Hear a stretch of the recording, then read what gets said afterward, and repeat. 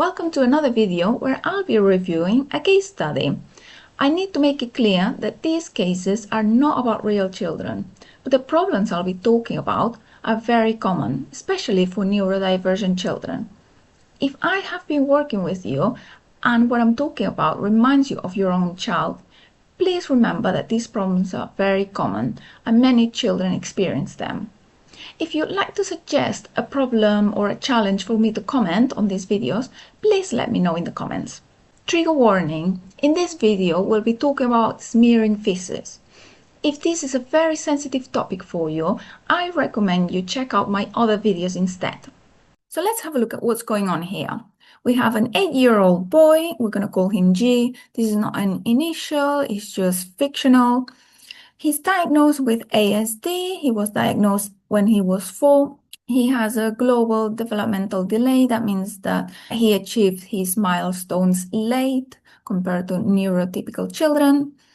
And the behavior that we're worried about is smearing feces on the walls, running into the parents' room and smearing feces on them. This is a new behavior. And it only happens at night, specifically in the middle of the night, around 2-3 a.m. When the child goes into the parents' room, they react with strong disgust, as we would imagine. They hold G to stop him from smearing feces all over them, and they give him a bath, then put him back to bed. As someone who has dealt with this behavior before, this is a very difficult and distressing behavior, especially if you have to deal with it on a regular basis. And it's very difficult not to show a strong reaction to it. Many parents are very embarrassed of this behavior and they keep it secret. If this is your case, please know that you're not alone, that this is a relatively common behavior in neurodiverse children. So let's carry on with what's going on. There is no obvious trigger for this behavior that we're aware of, even though nobody is in the room with him, so nobody really knows what happened before the behavior. Angie is not yet toilet trained. After learning about this case, what do you think is going on for G? Why do you think he's smearing? What do you think might help him stop this behavior?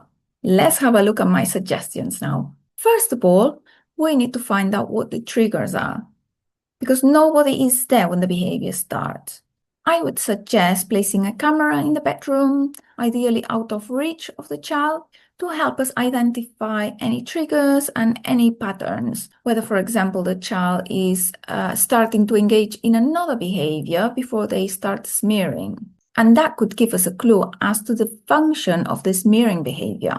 One of the functions of this behavior might be seeking attention from adults, because he goes into the parents' room. He doesn't just go around the house randomly. He specifically goes into the parents' room, and the adults, understandably, show a strong disgust, a strong reaction. They hold the child, and the child is the center of attention during the incident. If we suspect that this is the need that the behavior is trying to meet, we can meet this need by showering G with attention when showing appropriate behaviors.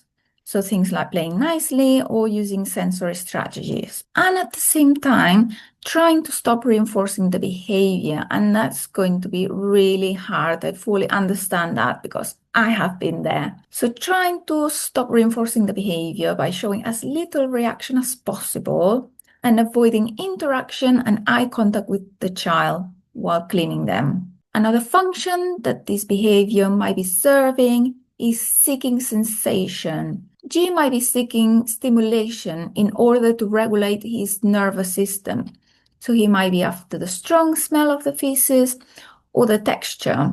We can try to meet this need by providing appropriate and safe alternative sensory activities, particularly before bedtime. For example, buying or making Play-Doh with strong smells, massaging him with cream, using smelly bath salts or making them with him, using messy play, playing with slime, water play, etc. Just trying different things and seeing what might work for him. He might be after having a bath because we know that after the behavior, he always gets a bath. We can try to meet this need proactively by offering G a bath before bedtime and trying to include some strong smells, essential oils, or smelly bath salts. We can also provide water play during the day, and we can try to reduce the reinforcement of having a bath when he smears by using wet wipes or a flannel instead to clean him. And toilet training. We know that G is not yet toilet trained, and what might be happening is that the child needs a poo in the night. We all have our schedules for our bowel movements, and that might be his schedule.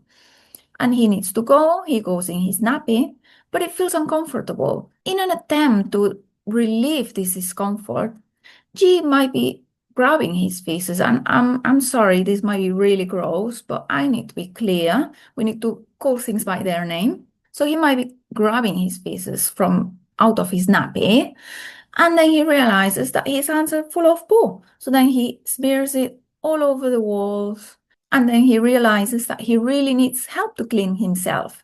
So then that's why he goes straight into his parents' bedroom. Let's have a look at some more hypotheses and suggestions. So reducing the opportunities to smear by using slip suits with a zip on the back, like the one in the picture. This tends to be a short-term solution, so please don't rely on this long-term, because children will realize of a way to get into their nappy.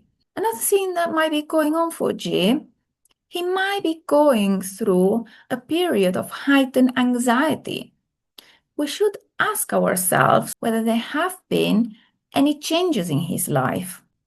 It could be something small, like someone has changed a piece of furniture from one place to another. It could be something bigger, like having a new teacher at school. In order to manage this anxiety, we need to make sure that G's day is as predictable as possible. And we can use social stories to explain any changes that may have happened that may be making G nervous or anxious. We can use strategies to help him lower these levels of anxiety, and that will be different for every child. We may want to try sensory strategies like deep pressure or a brushing protocol. If G is quite verbal, we may be able to find out what's worrying him or what might be going on for him, because we know that this is a new behavior and we're wondering, why is it happening now? So there may have been a change that has made G anxious, and that's why he's doing it. Sleep deprivation. So it's not a cause for the behavior, but it can make night awakenings more likely. We know that G is waking up in the middle of the night. He's having these incidents. Parents need to bathe him. They need to clean the room because he smears all over the walls. So it's quite likely that he's spending a significant amount of time awake in the night, perhaps up to an hour. That means that he's getting potentially 1 hour less sleep if he's not going to bed earlier or waking up later to make up for this sleep loss. So I would investigate whether he might be sleep deprived, because we might be finding ourselves in a cycle where he's not sleeping well, he's overtired, he's waking up in the night, and that causes him to be overtired again, and the awakenings happen again, and it's just a cycle that we need to try to break. It would also be interesting to know whether these incidents happen every single night, or they only happen during school nights, or they only happen certain days of the week, because there might be a pattern there. It might be something that is happening the next day that is making G anxious. And as always, there might be more than one trigger at play. So we need to explore every single avenue. Another route that I would be exploring with the family is the medical one, because it could be that G is having something for dinner or before bedtime that is upsetting his stomach. And sometimes it does happen that a child tolerates a food fine up to a certain age, and then from that age onwards, they become intolerant. And we don't know why that happens, but it does happen to a lot of people. What I would suggest to G's parents is to try to eliminate the common culprits. These are gluten and dairy. And of course, going to the doctor to get the issue properly investigated. And as always, there might be more than one trigger at play, so I always recommend parents to explore every single avenue. But perhaps the first thing I would try is going to the doctor and finding out whether there is a medical condition there, and perhaps reducing the opportunities to smear by using a soot, and then using the other strategies as a more of a long-term solution in case there are sensory needs or attention-seeking behaviors or high anxiety. So what do you think? What do you think is going on for him? Are there any other suggestions you would make? Or do you have any questions for me? Please leave them in the comments. I would love to read them. Thanks so much for watching. Bye. If you like this video and think that others can benefit from this content, please like, share or subscribe. It all helps me reach more people. And I'm sure it can make a big difference to many families. Thank you.